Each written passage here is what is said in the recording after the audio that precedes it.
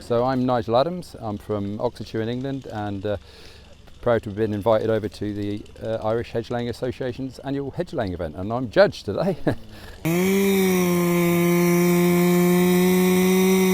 There's a huge interest in hedgerows now in terms of their biodiversity, the fact that they form corridors through the countryside, landscape turns. You know, you think of Great Britain and you think of the hedges. When you fly into the country, that's all you see, the patchwork quilt of hedgerows down beneath you. And there's lots more interest these days in carbon sequestration of hedgerows. It's just a real big interest surge in hedgerows at the moment. And hedge laying is one of the most important and traditional ways of managing hedgerows, because it also rejuvenates them, and that's one thing I think we've forgotten, that a hedge has a natural life cycle, and if we mess around with that we start to lose the hedge. But if every now and again, once in a lifetime, you have to rejuvenate each hedge. Every 10 years they do this countryside survey in Great Britain, and in the 2007 one, which actually was the last one, it showed that about 50% of the hedges in the United Kingdom were in favourable condition. But when you looked at arable areas, arable crop areas, unfortunately that figure came right down to only 12% of hedges were in favourable condition. And that's because they're being over-trimmed. They're being over-trimmed to exactly the same height year on year. Since the flail was invented, which was when, 50s or 60s, they've been cut at the same height. The hedge is going through its natural ageing process. It wants to get on up. It's not, it's stressed out, and they imperceptibly start to sort of fade away. So a lot of hedges are fading away through over-management. And then at the other extreme, there are those hedges which are left alone, and they grow up nature wants to make them a line of trees, really, and so they go beyond being a hedge, they become a line of trees. So those are the two main dynamics that are stopping our hedges from being healthy, and it's basically a lack of rejuvenation periodically, and hedge laying is a wonderful way of doing that. The start is always really difficult for them because they're literally joining up to a guy next to them. That's the last one of that man, this is the first one of that man, and he's got to start off and get it down, so it's a real struggle. But once they open it up and then they get going, it's a lot easier then. And at the end of the day, they'll all merge together, and it will look a lovely sight as you look down the line, hopefully.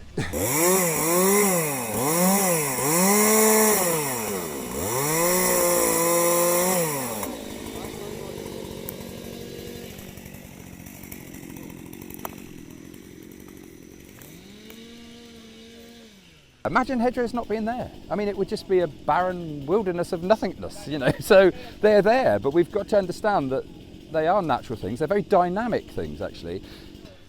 A hedge is actually, if you think about it, it's a woodland edge thing, and nature wants to become trees. So you get to number 7, which might be, it's about this. Good for. Number 9 is, I don't think we can lay that. It's getting way too big. It's starting to get really gappy. You're only going to get no small birds in it then. You only get pigeons and magpies. And then you get to number 10 and it's a line of trees. And that's neglect. So we've got to recognise that they need subtle management, sympathetic management.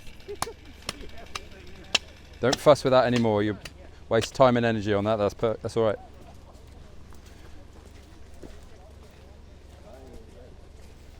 It's a nice height. Yeah, it's coming together now, isn't it? Yeah, lovely.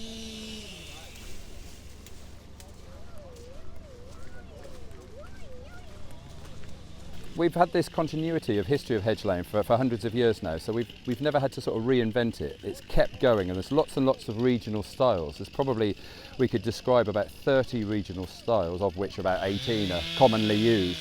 So you get what we call a single brush style, where all the brush goes only on one side, the other face is clean. That was in the Midlands. That developed because they had a field rotation system.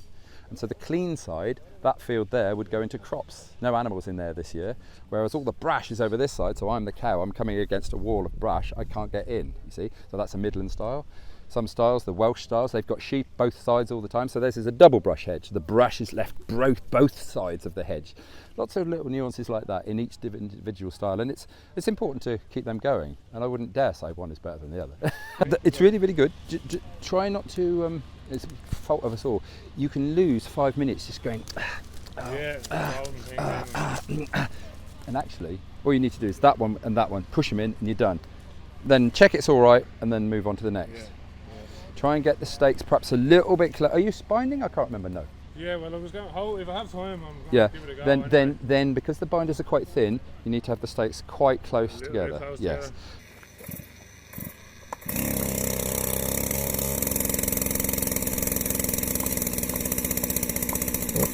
Some styles use stakes, which we bring to the job. These are cut out of a woodland. These are mostly hazel stakes, about 5'6" tall.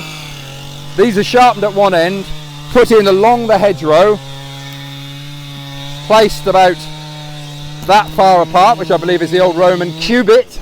So they're placed about that far apart in a nice straight line. And definitely in competitions, you want that line to be really sort of straight. Most styles use stakes, not all. Some use crooks, which are a bit more like tent pegs almost, made out of hazel, which you knock in. But most styles use the stakes, which is good because it keeps coppice woodlands in work as well. And then, not today, but some people then bind them, and I'll come to that in a minute. So these stakes are here to make the hedge solid. You know, if animals were in here, they push up against it. It helps the hedge layers weave in and out to make a good, strong, living barrier. And then some, if I put those in the ground, some people then at the end, not all today, they put in binders, or heatherings is the local name in England, and these are put between the posts alternately, so backwards and forwards, and there are various methods in each individual style where a second one goes on, and it's almost like a rope, a turning rope almost. That's the Midland style. The south of England style is more of a basket weave, and that just sits along the top, and the pressure there holds the whole thing very, very tight. And these willow or hazel bonds or heathers, they're brought to the job as well, and it just firms the whole thing up. But everybody's doing something slightly different today, so I've got the unenviable job of just trying to, what I was saying earlier on, I just want a good strong hedge, and the cutting is really important. Perhaps we could look at the cutting. Yeah. Okay. Get in his way. This is Phil. So that's interesting because he's taking the heel. So Phil's about to take the heel off, but he's doing it with a billock.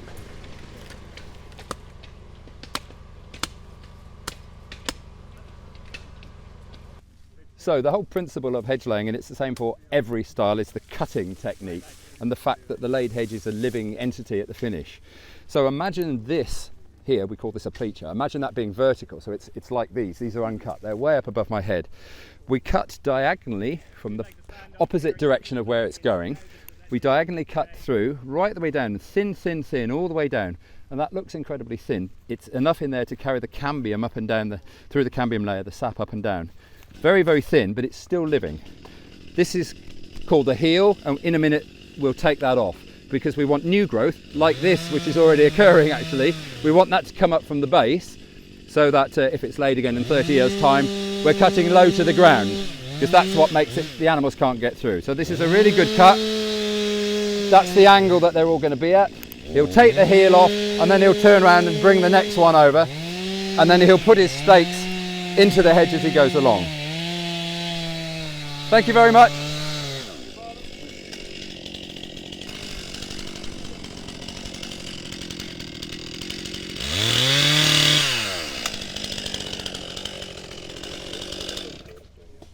I think the stakes are a good idea. Hazel. That's right. Now tell me two things then. What's that one doing? It's not supported. Oh, that's the end of Phil's, is it? No. Well, let's have him out then. I'll just put him in there gently, just fine. Start on it, and then I go back and tap them down when I'm happy with them. But and this little, I'd pull him right out if I were you. This big guy has pushed everything out of Which one? This big guy here. So you could take a bit of pressure off him by nicking him there, and it would take pressure off him. How are you doing? Going okay. That's a nice line. That's good. If you keep, that's your build now. I used to trace up there. Leave it. Yeah. Well done. Get him to cut that. Did he come up here with the saw? Yeah, he came up with a saw. Cool. Yeah. I'd help me. And see, this one is going to come down here. All that width is going to sit on there, lovely, isn't it? Yeah. You've got to do a nice. You've got to think about how you're going to. Yeah. You're literally going to. It's going to be a nice straight cut there, and then this. Try and imagine where it's going to go. Have you got stakes? It's a good idea to try and visualise. So that stuff up there, when he that's going to swing round onto the ground, and that stuff is literally going to be sat in there, isn't it? Can you imagine that up there? And that's really going to fill your hedge up then. So that's quite an important one, that. No pressure. No pressure.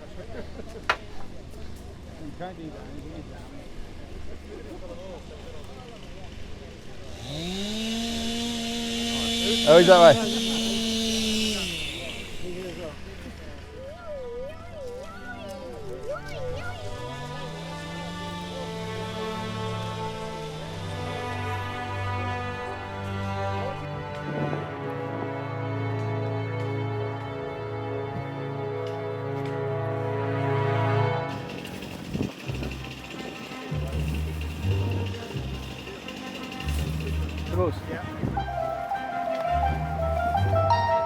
Brilliant. That's me.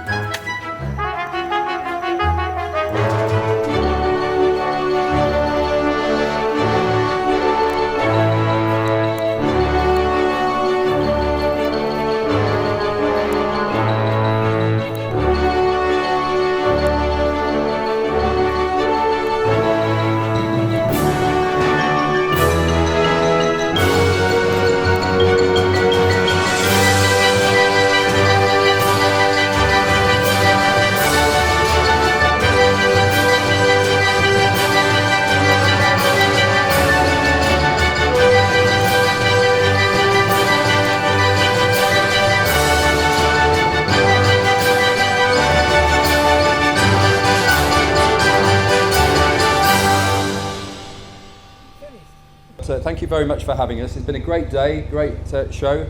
Thanks for everybody for staying around to see the finished hedge, because it's easy to go home and not see that finished hedge really. So thank you very much. The hedge layers themselves have had a really difficult day today. The hedge was, far from easy, and some of them, special mention I think to Adrian, I think it was, who had a pretty poor piece, and he struggled on valiantly. But we've got results.